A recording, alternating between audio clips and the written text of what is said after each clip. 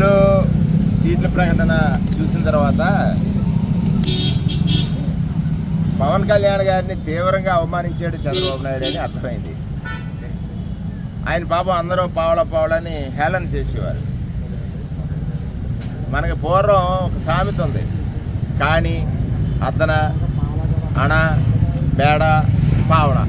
ఇవాళ ఏ స్థితికి తీసుకొచ్చాడంటే చంద్రబాబు నాయుడు గారు, నువ్వు పావడా కూడా పనికిరావు నాయన, బేడ మీద కాసు అన్నట్టుగా తీసుకొచ్చాడు. బేడ మీద కాసు అంటే అవమానం చేస్తున్నాడు కదా, అవమానపరిచాడు కదా. ఇప్పటికైనా సోదరులు ఎందుకు తెలుసుకోలేకపోతున్నారు? పవన్ కళ్యాణ్ గారిని అవమానించడం అంటే ఒక సామాజిక వర్గాన్ని అవమానిస్తున్నాడు. గతంలో రిజర్వేషన్లని ఒక వేషం వేశాడు, మోసం చేశాడు, పద్మనాభం గారిని హింసించాడు. చంద్రబాబు నాయుడు ట్రాప్లో ఎందుకు పడుతున్నారు ఒకసారి ఆలోచించండి. అత్యాసపరుడు, ఆశతో మామను పొడి చేస్తే అత్యాశతో కొడుకును ముఖ్యమంత్రి చేయాలని ఈ రకంగా కలయికలు తెస్తున్నాడే. ఆశయం ఉన్నటువంటి జగన్మోహన్ రెడ్డి ఆశయం ఏమిటి? పేదవాడిని రక్షించడమే ఆశయం, పేదవాడి కష్టం కలగకుండా చూడటమే ఆశయం, పేదవాడి జీవితాన్ని మార్చాలనుకున్నదే ఆశయం. నీకేముంది ఆశయం? నీ కొడుకును ముఖ్యమంత్రి చేయాలనే ఆశయం, లేకపోతే నీ కులపోళ్ళకి సీట్లు ఇచ్చుకోవాలనే ఆశయం. ఇక్కడ ఎస్సీ, ఎస్టీ, బీసీ మైనారిటీలు రాజ్యాధికారంలో రావాలనే ఆశయం జగన్ గారిది అయితే, నా కులపోళ్లే ఉండాలనే ఆశయం చంద్రబాబు నాయుడు అయింది. నిన్న చూడండి ఏం తెలిసింది. ఉదాహరణ దుర్గేష్ కుర్చీ చౌదరి గారా అంటే ఎవరు ఆయనకు ముఖ్యమయ్యాడు? ఆయన కులపోడే ముఖ్యమయ్యాడు. అంటే ఇది ఆయనకి నేను గతంలో చాలా సందర్భాలు చెప్పాను. చంద్రబాబు నాయుడు గారికి క్యాస్ట్ అంటే తన క్యాస్ట్, జగన్మోహన్ రెడ్డి గారి క్యాస్ట్ అంటే నా ఎస్సీలు, నా ఎస్టీలు, నా బీసీలు, నా మైనారిటీలు. బీసీల గురించి బీసీలను అత్యంత దగా చేసినటువంటి చంద్రబాబు నాయుడు, బీసీలను దగా చేసినటువంటి చంద్రబాబు నాయుడు బీసీలు తెలుసుకోలేకపోతున్నారు అనుకున్నాడు. ఇవాళ చూడు, ఛాలెంజ్ చేశాడు మా నాయకుడు. ఎన్ని సీట్లు ఇచ్చాడు ఈ నియోజకవర్గం, ఈ జిల్లాలో?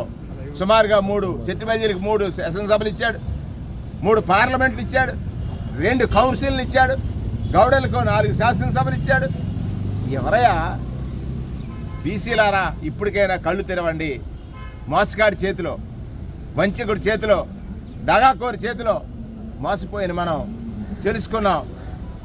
మన జీవితాలు మార్చినటువంటి రాజశేఖర రెడ్డి ఫీజు రియంబర్స్మెంట్ ఇస్తే మన బిడ్డలకు ఇంగ్లీష్ నేర్పించాలన్న జగన్మోహన్ రెడ్డి ఒక ఆశయం ఉన్నవాడు బీసీలని ఎదగదీయడానికి. మన వృత్తులకు పరిమితం కాదని, మన ప్రవృత్తి విద్య కావాలని నాడు రాజ్యాంగ నిర్మాత ఆశించిన ఆశయాన్ని సాధించాలనుకున్న జగన్ గారికి సపోర్ట్ చేయండి. ఈ పొత్తుల్లో బయటపడిపోయింది తన డొల్లతనం అంతా. చంద్రబాబు నాయుడు నిన్న 95 సీట్లు ప్రకటిస్తే 5 సీట్లు కూడా ప్రకటించడానికి భయపెట్టాడా?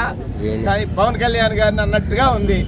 2 ఆయనకి లెఫ్ట్ రైట్, నాదెండ్ల మనోహర్ గారు రైట్లో ఉంటే లెఫ్ట్లో దుర్గేష్ గారు ఉన్నాడు.